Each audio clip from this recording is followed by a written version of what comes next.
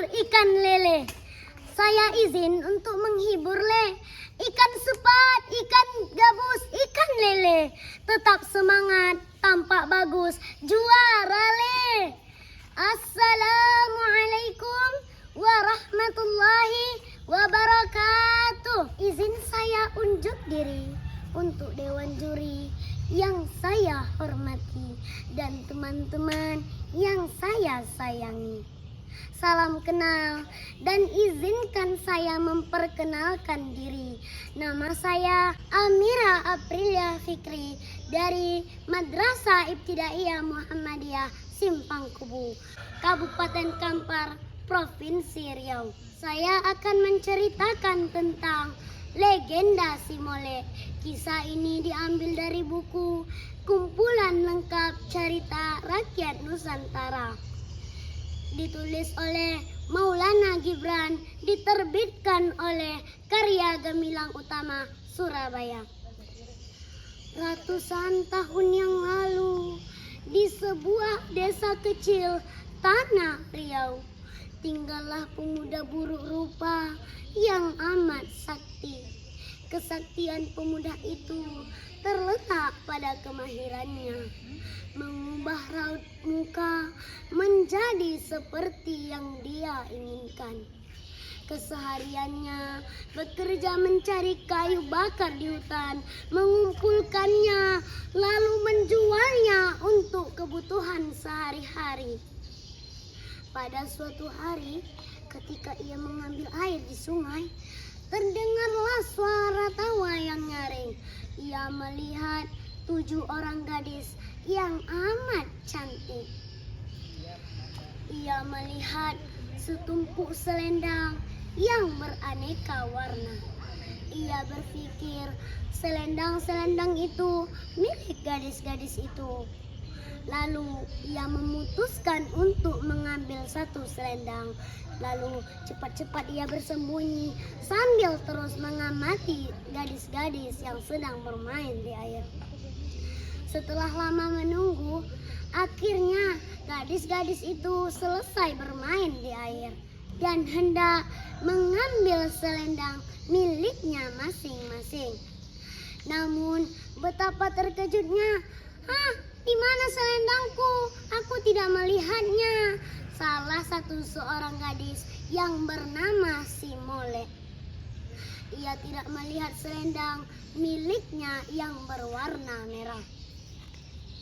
Ia dan teman-temannya mencari ke sana kemari, tetapi mereka tidak menemukan selendang milik Molek.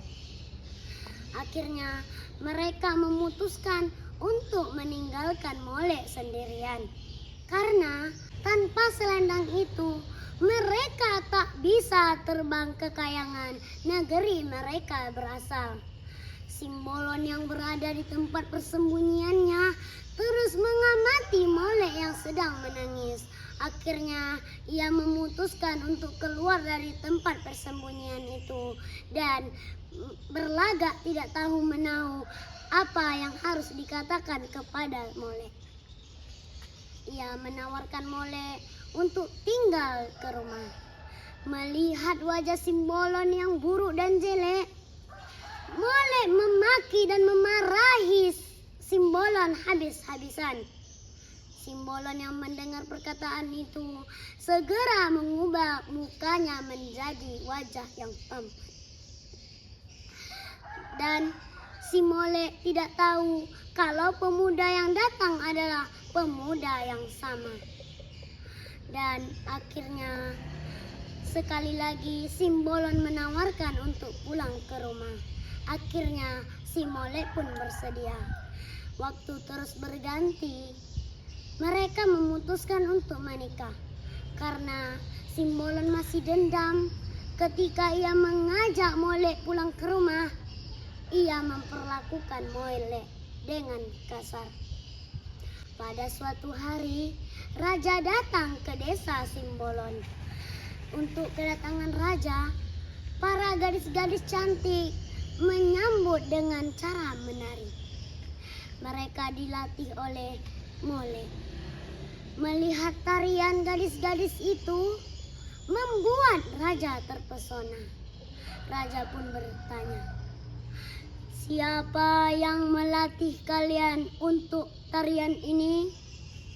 Dan Molek pun mengajukan diri. "Saya sang raja." Dan raja meminta Molek untuk menari.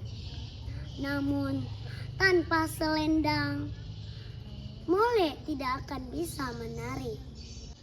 Dan raja pun membuat sayembara. Barang siapa yang menemukan selendang berwarna merah, akan saya kasih hadiah berupa emas. Lalu cepat-cepat Simbolon mengeluarkan dari tasnya selendang warna merah berkilauan itu. Namun betapa terkejutnya si Molek. "Ternyata selendangku selama ini yang hilang, suamikulah yang mencurinya." Dan Molek tak bersedia untuk mengenakan selendang itu. Tetapi ia tidak mau mengenakan selendang itu karena ia akan ditarik ke kayangan.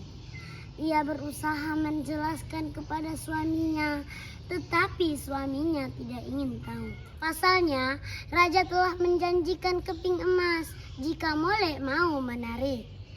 Dengan kasar, Simbolon melilitkan selendang itu di pinggang Molek. Dengan hati yang terluka, Molek pun menari dengan indah dan ringan. Lama-kelamaan, ia mulai melayang ke atas. Tak seorang pun yang sadar karena ia sudah berada di tempat yang sangat tinggi. Ia tak kuasa lagi menahan tangis. Dan ia berkata, "Tolonglah, kembalikanlah istriku. Aku tidak ingin dia pergi secepat ini." Tetapi kata-kata itu sudah terlambat. Molek pergi dengan tenang. Hanya ini dongeng yang bisa saya sampaikan. Lebih dan kurang saya mohon maaf. Wabillahi taufiq wal hidayah. Assalamualaikum warahmatullahi wabarakatuh.